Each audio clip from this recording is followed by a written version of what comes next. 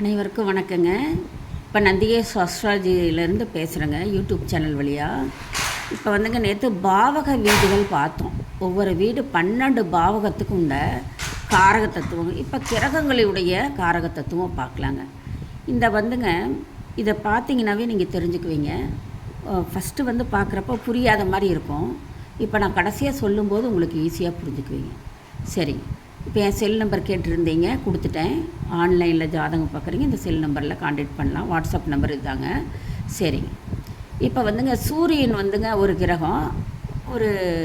இந்த கிரகத்தினுடைய ஒருத்தர் லக்கணத்துலேயோ ராசியிலையோ அமைஞ்சிருந்தால் அதை பாருங்கள். எப்படி அந்த காரகம் என்னென்ன வேலை பார்க்கும், தொழில் குணமெல்லாம் நான் இப்போ சொல்லியிருக்கேன், விளக்கமாக சொல்லியிருக்கேன்.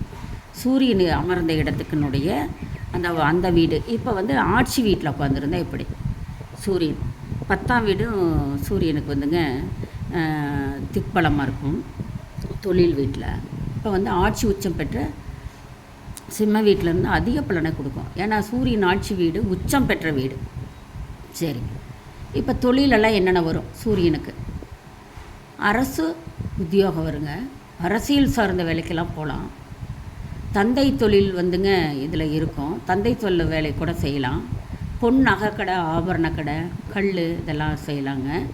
விற்பனை வச்சுருக்கிறவங்களாக இருப்பாங்க. அறுவை சிகிச்சை மருத்துவராக இருப்பாருங்க. அணுவியல் சம்பந்தமான தொழில்கள் இருக்குங்க. மாநகரம், அமைச்சர், முதலமைச்சர் பதவி, பிரதமர், ஆளுநர், ஜனாதிபதி, அரசு அதிகாரி, தந்தை கூட சூரியன்னா தந்தை தாங்க. ஆத்மா, புகழ், கீர்த்தி, கௌரவம், சிவ வழிபாடு, வலது கண்ணுங்க. இப்போ சூரியன் வீட்டில் எங்கே இருந்தாலும் அந்த சூரியன் வீட்டில் இருந்தாங்கன்னு வச்சுக்கோங்க, ஆட்சி உச்சம் பெற்று அவங்க வலது கண்ணுக்கு கண்ணாடி போட்டே ஆகணுங்க. வலது கண்ணுக்கு கண்ணாடி பாதிப்பு இருக்கும், கண்ணாடி போட்டோம் பிரச்சனை இருக்கும். சரி. வீட்டில் இருக்கிற பிரகாசமான பொருள்கள் எது? கண்ணாடி ஒரு மாதிரி பிரகாசமாக இருக்கணுங்க. அதெல்லாம் சூரியன் ஆட்சி ஆள்ற இடம். நிர்வாக உயர் அதிகாரி பொறுப்பு வருங்க. இந்த மாதிரியெல்லாம் இருக்குங்க. சரி. சூரிய பகவானுடைய குணம் எப்படி இருக்கும்? லக்கணத்திலேயே சூரியன் இருந்தாருன்னா எப்படி இருப்பார் ஜாதகர்? தன்னம்பிக்கையுடையவராக இருப்பார். சுயமரியாதை, நிர்வாகத்திறமையுடையவர், தெய்வ பக்தி, புகழ், தாராள குணம், இரக்க குணம், கருணை உள்ளம், மதிப்பு, மரியாதை, தியாக மனப்பான்மை இருக்கும். மனித நேயம் இருக்குங்க. அஞ்சா நெஞ்சம் இருக்குங்க. தைரியமாக இருப்பார். வைராக்கியமாக இருப்பார். அவருக்கு சட்டுன்னு முன்கோபம் வருங்க. யதார்த்தவாதி, ஆனால் முன்கோபம் இருக்கும். பயங்கரமாக பிடிவாதத்தில் பயங்கரமாக இருப்பாங்க. தற்புகழ்ச்சிக்கு அப்படியே சாஞ்சிருவாங்க. தற்புகழ்ச்சிக்கு அப்படியே அவரை பார்த்து புகழ்ந்துட்டா இந்த லக்கணத்தில் சிம்ம லக்கணம், சிம்ம ராசி, சிம்ம லக்கணம், சிம்ம ராசி, சிம்ம லக்கணம், சந்திரன் இருக்கிற வீடு ராசிங்க. அதேமாரி ராசி லக்கணம் எல்லாம் சிம்ம வீடாக இருந்ததுன்னா தற்புகழ்ச்சிக்கு அப்படியே மயங்கிடுவாங்க சூரிய பகவான். சரி. இப்போ சூரியன் ஆட்சி உச்சம் பெற்ற வீடு சிம்ம ராசிங்க. சிம்ம ராசினாவே சந்திர பகவான் அங்கே இருந்தால் தான் ராசி வீடாக வரும். சரி. ராசி என்றால் சந்திரன் அமர்ந்த வீடு. வீடுன்னு என்ன? பாவகம். 1 2 போட்டுக்கலாம், பாவகம். சரி. ரிஷபத்திலிருந்து எத்தனாவதா வீடு வருங்க? ரிஷபத்திலிருந்து ரிஷபம், மேஷம், ரிஷபம், மிதுனம், கடகம், சிம்மம். இந்த லைனாக வரும்போது 5வது வீடாக வருவாருங்க. புரியுதுங்களா? சரி. இப்போ சூரியன் வீட்டில் சிம்ம வீட்டில் அமர்ந்திருக்கிறார் சூரியன். சிம்மன் வீட்டில் கிரகம் உட்காந்துங்க. லக்கணம் சூரியன் அங்கே இருந்தால் சொல்லவே வேண்டாங்க. கவர்மெண்ட் வேலை உறுதிங்க. அது குரு பார்த்துட்டாருன்னு வச்சுக்கோங்க. நட்பு கிரகமாகிய குருவும் புதனும் செவ்வாயும் அதில் ஏதோ ஒன்று கூடி இருந்தால் கூட, புதன் இருந்துட்டால் இன்னும் சொல்லவே வேண்டாங்க. புதனும் குருனும் அங்கே உட்காந்துருந்தா அவங்க எங்கேயோ ஒரு அரசியலில் போகலாம். இதை மேலே தொழில்கள்லாம் போட்டிருக்கனால அதில் ஏதாவது ஒன்று போகலாங்க. அரசு வேலை உறுதியாக வருங்க. அரசு வேலைன்னா அண்டர்டேக்கிங்க. அரசு சார்ந்த நிறுவனங்களுக்கு போகலாம். சரி. ராசி என்றால் நட்சத்திரம் அமர்ந்த வீடு பாவகம் ஒன்று தான். பாவகத்தில் லக்கணம் இருந்தாலும் இது சிம்ம வீட்டில் லக்கணம், ராசி லக்கணம் ஒன்றா போயிருங்க. சுப கிரகங்களின் பாருங்கள், நம்ம அம்மையார் இறந்து போன நம்ம மாண்புமிகு ஜெயலலிதா அம்மையார் கூடங்க சிம்ம ராசி தாங்க. மக நட்சத்திரவங்க. மக நட்சத்திரம் சொல்லவே வேண்டாங்க. அவங்க எவ்வளோ தலைமை பொறுப்பில் இருந்தாங்க, அந்த மாதிரி தாங்க.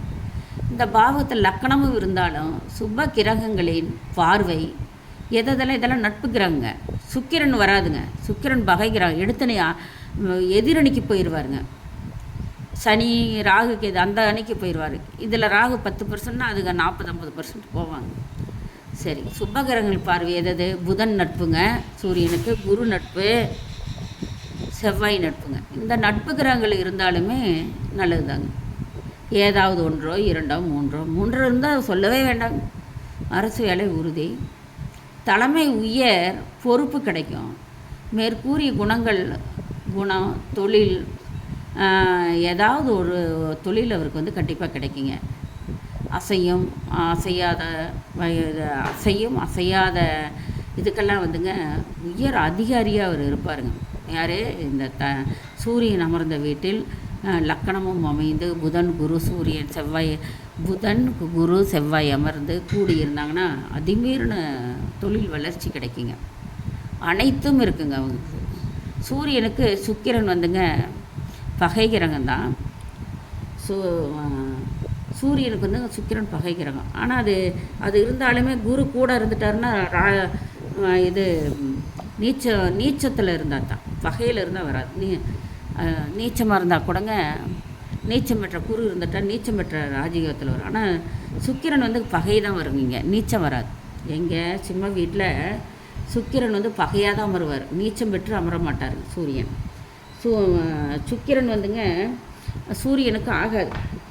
ஆப்போசிட் அணியில் இருக்கிறார் சுக்கிரன். அப்போ வந்துங்க ரெண்டுக்கும் ஆகாதுன்னு வச்சுக்கோங்களேன். அதனால தான் மற்ற கிரகங்களை சொன்னாங்க நான்.